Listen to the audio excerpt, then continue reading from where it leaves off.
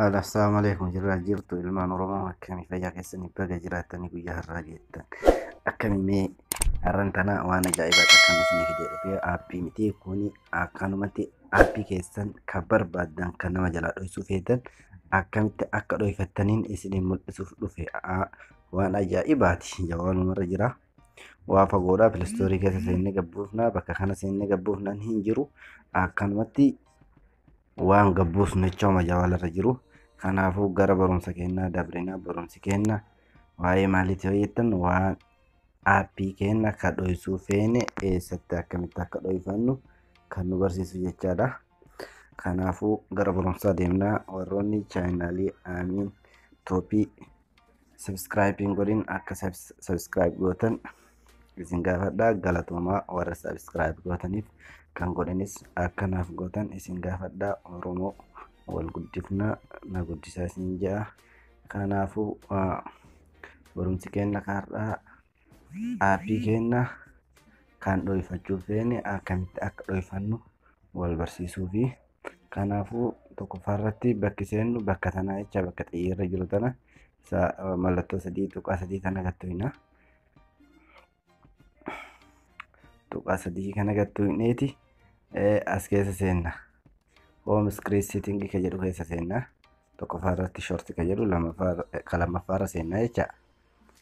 Lammaffaarra seenneetiin akkanatti nu bahaa jecha.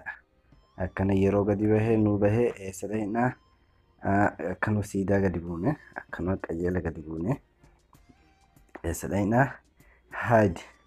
had apps ka jedhu kana gattuinaa jecha. Ammas kana gattuinaa kunoo akkana jira. Ani qaraan kana hidhadheetiin jira. WhatsApp kana dhoksifadheetiin jira. Yeroo na barbaachise ammoo keessaa bahaa jecha. Bakkuma tana tuqadhee yeroo itti hajamee nama dubbisuu barbaade bakkuma tana gattuqeeti keessaa bahaa jecha. Garuu amma dhoksisaa jira taa'u. Ammas waan biraa dhoksiseetis isin garsiisa.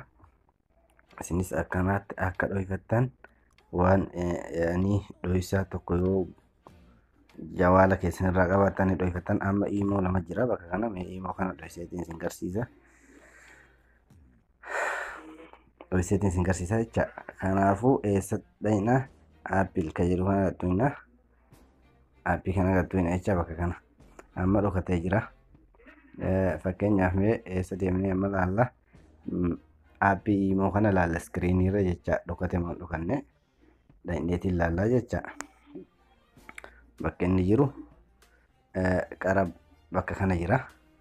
Bakka kana jira bakka tekstii jalanaa kana jira. Amma hin jiru jecha ka'eetiin jira. Jawaalarraa iskiriinirraa ka'ee jira. Achi jala dhokatee jira. Hin haqamu. Waa takka nama barbaachisu bakkuma san keessa seentanii mallattoo sana keessa seentanii dhoksifachuu qofa. Wanti isin barbaachise immoo asuma keessa seentanii asuma keessaan baasuu qofaa jecha. Waan nama rakkisu miti. Waan gadi buufannaa iimeelii nu gaafataa paaswordii nu gaafataa waan jettanii rakkatan takka hin qabu. Asuma keessa seentanii dhoksitanii asuma keessa seentanii baastanii jecha. Bakka tan irraanfatina. Home screen setting tanan irraanfatina bakkuma tana.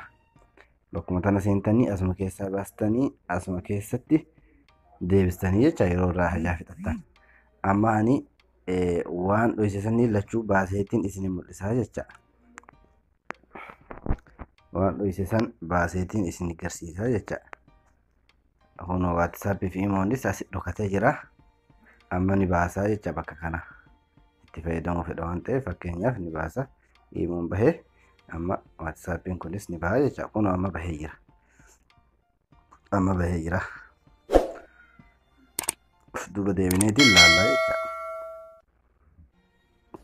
Eessatti seevii ta'e? Bakka haaraatti seevii ta'e kunoo. Iimoonis as jira. WhatsAppiinis as jira jecha. Asitti seevii ta'a.